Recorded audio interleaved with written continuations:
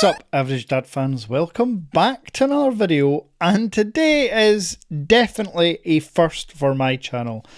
Today we are unboxing a games console, none other than the Nintendo Switch 2. Yes, you may be struggling to get one, but your dad knows exactly where you can buy. I'm going to unbox and I'm going to compare the design, size and looks to the Nintendo Switch OLED. Let's go!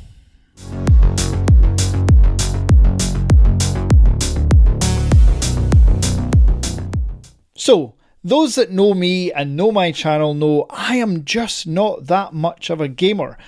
I have the Xbox Series X, I have a PlayStation 5, but I'm ashamed to admit that this year I am not sure I've turned on my PS5 and I've maybe played the Series X like 3 times.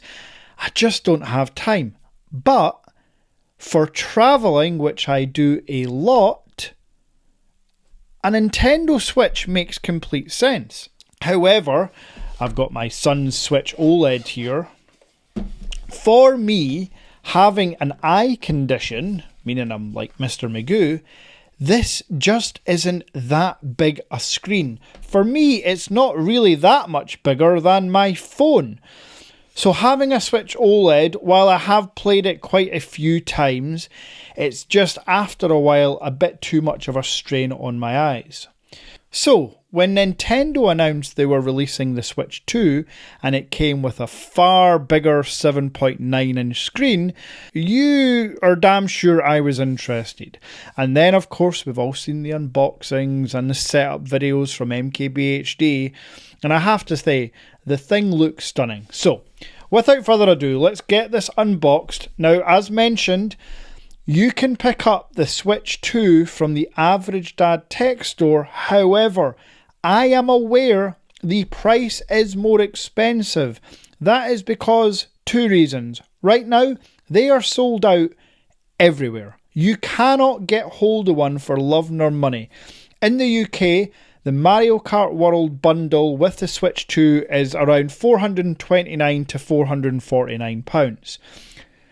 On the Average Dad Tech Store, you can get the same Switch 2 with the Mario Kart bundle for £549.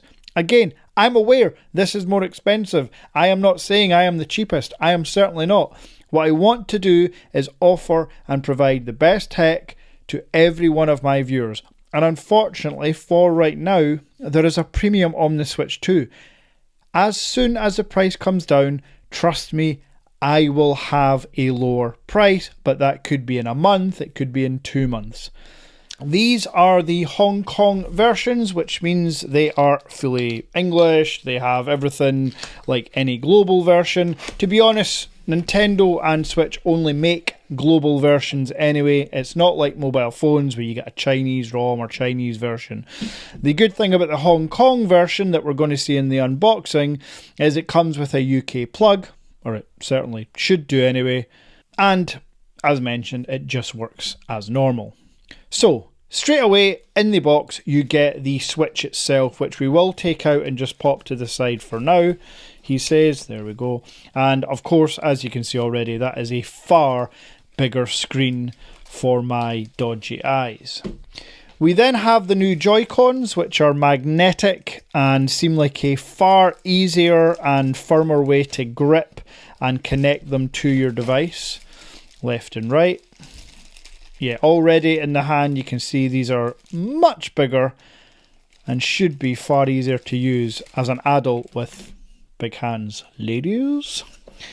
Now inside here there is another lift up box. Because you've purchased the Mario Kart World version, there is a code here that I'll cover, but there is a redemption code for you to get Mario Kart World on your Switch 2, so I will be doing that during setup.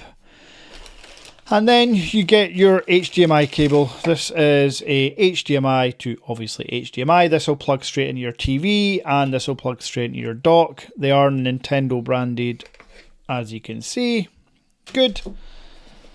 And as I've seen people mention, you get your usual lanyards, but you also get the attachments and connectors if you want to use your Joy-Cons as a mouse, which for some games is going to be really valuable. I'm not sure I'm that guy, but these are the attachments for both Joy-Cons. Now that's it in that piece.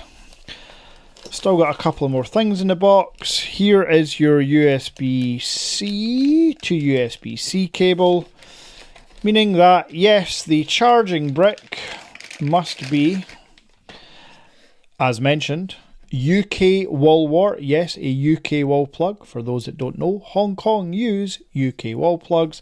And yes, as expected, it's USB-C connection. So any USB-C cables you've got lying around, they're going to charge the Switch. Really, really handy having the UK wall wart here for sure. And then I think finally, no, there's two more things in the box. How could I forget? Your controller. For ease and comfort, this is bigger than the other one, obviously. You can just attach your Joy-Cons. You can just attach your, whatever the hell they are. There they are. You can just attach your Joy-Cons into here and give you a more controller aspect gaming experience. The one thing I would say is if you are going to use this quite a lot, you may want to look at the Pro controller that Nintendo offer. It's essentially just like, let me just grab this here. It's essentially just like an Xbox controller, but for the Switch. Super handy if you constantly have your Switch in the dock and you always use a controller. This one doesn't have any back buttons or any real functionality. You want to pick up yourself a controller. And then now, finally in the box, yes, that is the last thing, is the new and I believe what looks to be improved docking system. More ventilation, more ports as well. There's a couple of USB-A's here on the side. Obviously the device just slips in here. As soon as it's connected, it'll connect to the TV and charge, and the back plate is removable because this is where you'll get your AC, your power connection and your HDMI port. I really like this new design of the, let me just clip that in. I really like the design of this new dock with the Switch 2 branding. And for those wondering, right now this is the only colour and variant you can get, but I am pretty goddamn sure that they're going to come out with Raj colours, and I'm also very damn sure that in about 2 years the Switch 2 OLED will be available. Now let's just do that comparison as mentioned and attach the Joy-Cons because why not, we're here. I'm actually quite excited to use a Switch, which I've not really been for a while. So let's get a first use of the magnetic connection.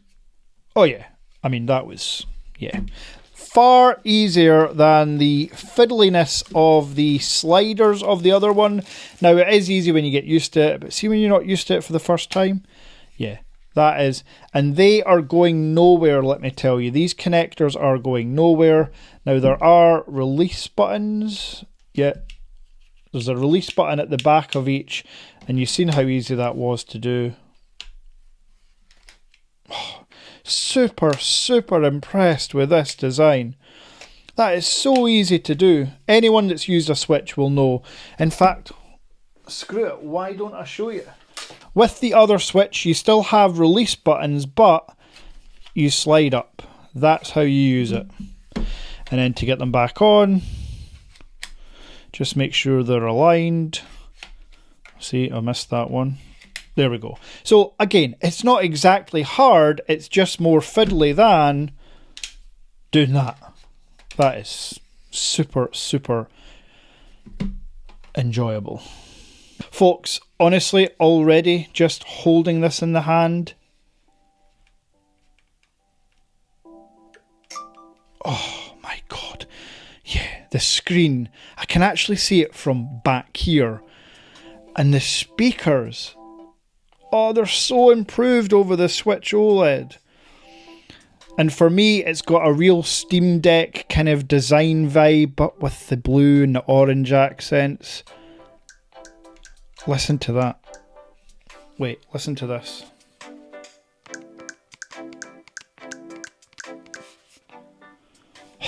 So goddamn impressive. Right, come on Switch OLED, do your charge.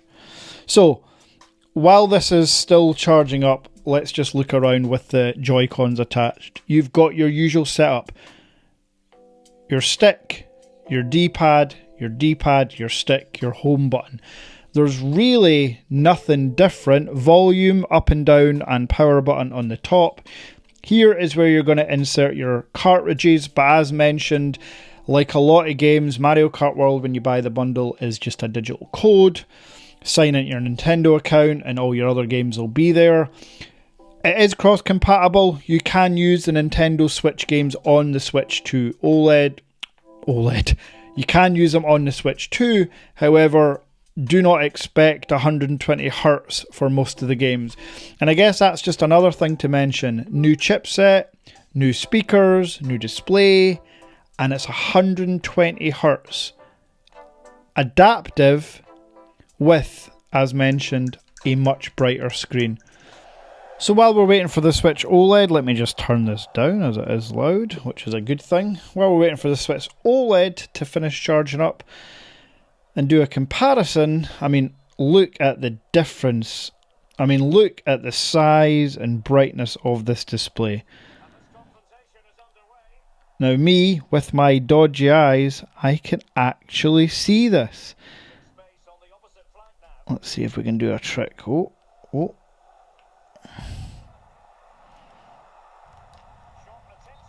Oh, offside. Yeah, this is far superior for me. This is a brilliant experience now. I'm not really, as mentioned, a big gamer, but this is my kind of game. Bit of FIFA, bit of Mario Kart. Happy with that. So before we kind of switch off, I did mention I want to do a comparison.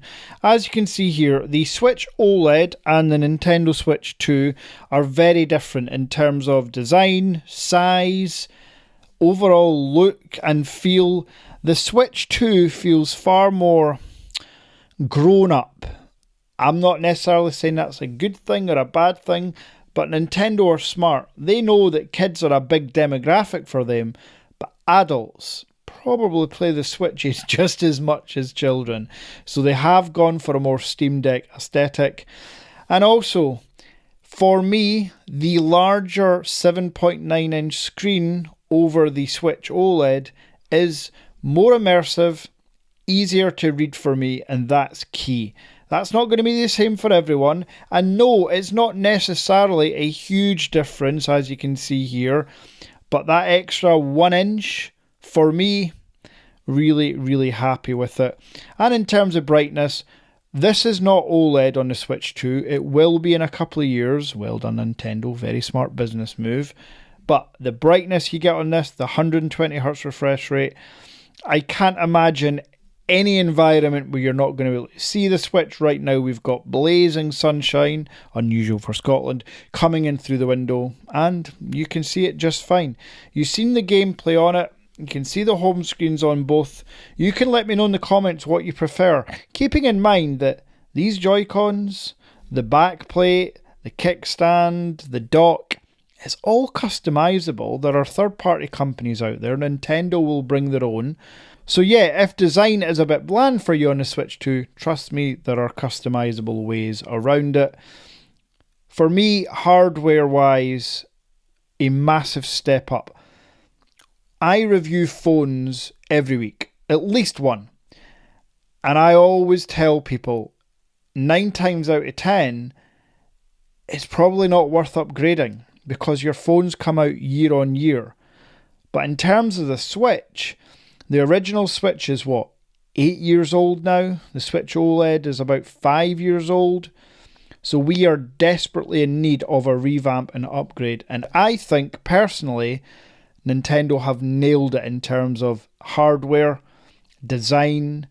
Again, just to reiterate, these Joy-Cons, just the feeling in the hand, how to detach them and attach them, so much more impressive, cleaner and smoother than compared to the original Switch. And I know I've not talked much about software, that's because I've only just set up, I've only had a very brief shot of FIFA, an old FIFA at that, I've got the new one to install. I know there is another button on here that I've not discussed, the Nintendo Live button. You can also get other peripheries such as a camera which overlays your face over games. You can play with friends online. There's some really cool software features on here, but again, I need to use this for about a week at least to get my head round it, to make sure I really do like all the hardware upgrades, and then look at the software. So I'll be back soon with more in-depth views and opinions of the Nintendo Switch 2. Just rest assured, on first impressions, my first unboxing of it, I am impressed. The hype is probably real, folks. And remember, if you are looking for a Switch 2 and you cannot wait the potential 6 to 12 weeks that most stockists have, you can buy some of the Average Dad Tech Store, but there is a premium. £549 for the Switch 2 with Mario Kart World. Until next time.